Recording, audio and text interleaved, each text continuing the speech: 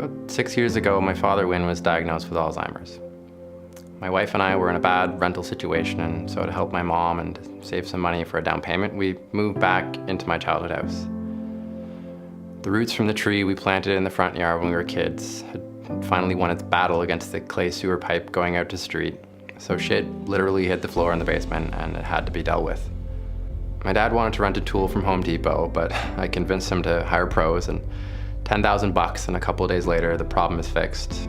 But before this happened, I was spending time in the freezing cold basement that my dad and I finished when I was 15, and the idea occurred to me to create a basement apartment so we could hire a live-in caregiver or to generate additional income to help pay for long-term care, which was, in my mind, a last resort. See, my dad's mother also died of Alzheimer's, and my memories of the facility she ended up in were not happy ones. So before the plumbers left, it was the first time the phrase, "well, while we're at it," came out of my mouth.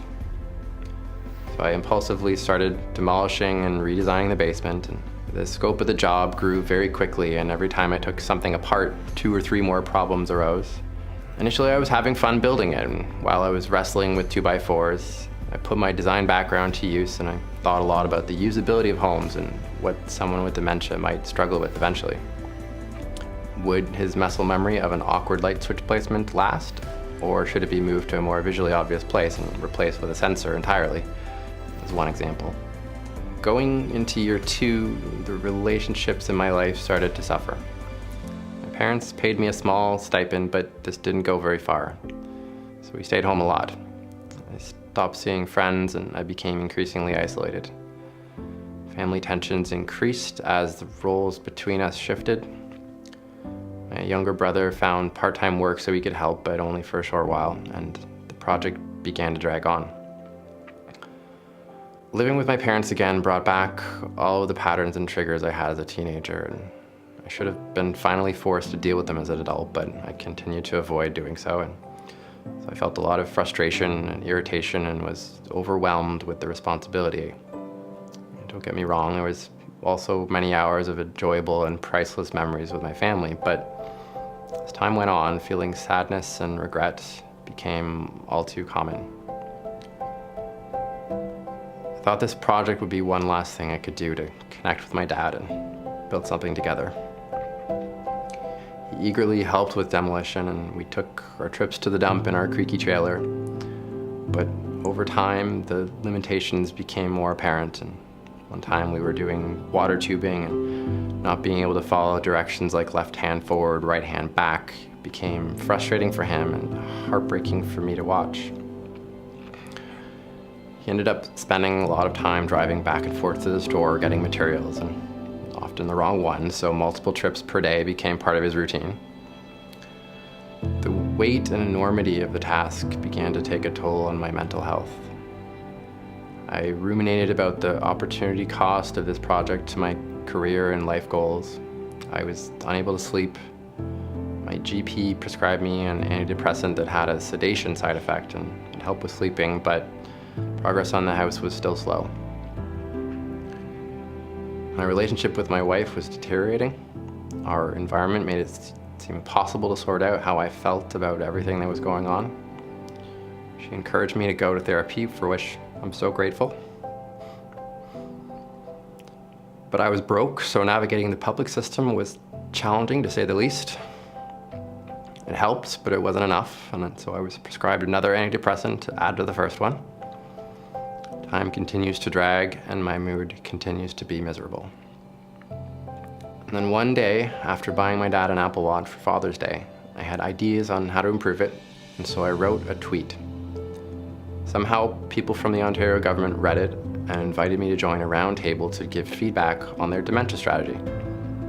From there, I was invited to participate in a working group focused on research and innovation, sitting aside some very smart and high-up people. It felt great to be able to contribute. Then, I went to see a talk by Alex from AgeWell about assistive technologies. Afterwards, I'm waiting around to introduce myself and hopefully impress him with some nerdy stuff about my DIY smart home attempts, and he says, "Oh, you should meet Ron. He's doing a lot of similar things." And then in that moment, my life changed. I meet the person who I first really connected with in this new and strange community. Fellow nerdy iPhone user, similarly aged, who also grew up in the East End of Toronto. So we sit and we share stories about our families and swap tactics that helped and probably vented some frustrations too. As I think back about that moment, the first time I met Ron, I think it was not just that I was in the presence of another friendly person, but somebody who understands me, who has walked in the same shoes I have, who gets the situation emotionally and logistically with responsibilities thrust upon you without any warning. Somebody who has felt what I've felt and who understands me. So Ron kindly introduces me to so many wonderful humans on similar journeys.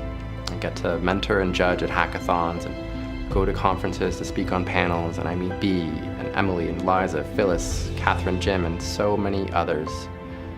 I'm just one person, but from a single tweet and a lot of luck, I got connected to people who have helped me feel less isolated and to see that my life has more purpose and meaning than I had realized. Caregiving is a tough journey for everyone, and an extended one gives you lots of moments of reflection about yourself and family as you face ideas of mortality and the impermanence of life. Caregiving is an act of compassion, kindness, of sacrifice, and it should be honored as one of the best aspects of humanity. All caregivers should be recognized on this day by everyone in Canada. Everyone on this planet will at some point in their lives become caregivers for someone they love that is unwell, and this is a vital part of our society's healthcare system. The timing will be unpredictable and impossible to prepare for. There isn't a checklist or a series of articles that will help.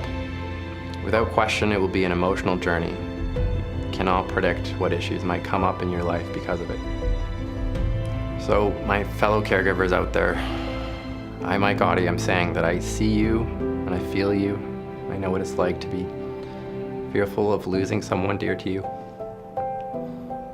to go through grief in slow motion. And I know what it's like to feel alone. And so I encourage you to force yourself to get moving and find your Ron. Who is your Ron? Who is the person out there that might be able to understand how you're feeling? Don't wait. Put yourself out there. Go find other caregivers and make a new friend now. Join Huddle today, introduce yourself online, or go to your local society's office and find caregiver support groups or social activities, or ask how to get involved with research. Get connected, meet other caregivers now. If you aren't a caregiver, I would bet you $1 million that somebody you know is. Find them and ask how you can help with their day-to-day, or encourage them to meet other caregivers. And if you want to participate in the conversation today, send us your photo or share your story using #CareConnections on Instagram or Twitter. I'm just one person, and this affects all of us. All ages, all genders, all colors, all cultural backgrounds. Please share your stories. It will help. Believe me. Thanks for watching.